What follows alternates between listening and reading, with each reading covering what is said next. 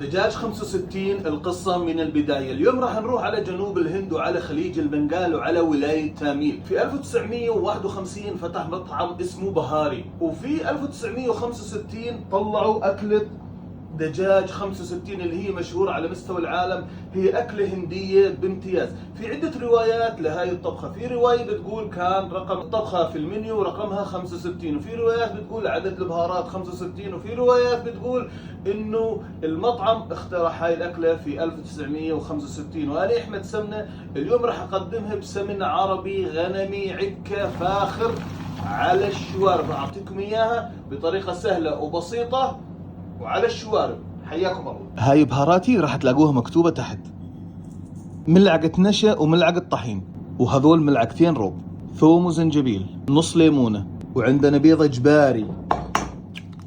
طبعا هاي الأساس صبغة حمراء. بسم الله.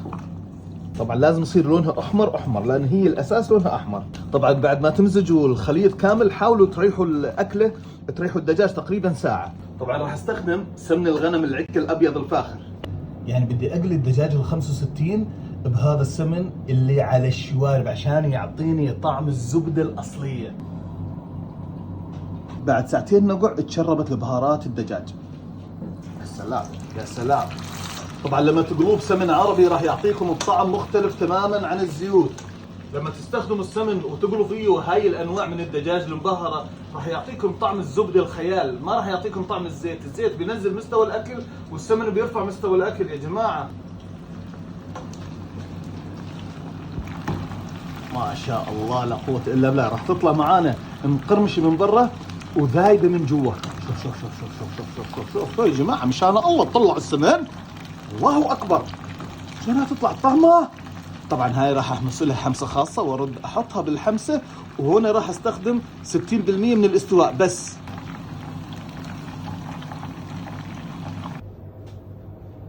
طبعا راح استخدم السمن اللي قليت فيه الدجاج. بصل جوانح، فلفل الوان علشان النفس تنفتح. يا سلام، شايفين الالوان؟ الالوان بتفتح النفس. طماط مهروس،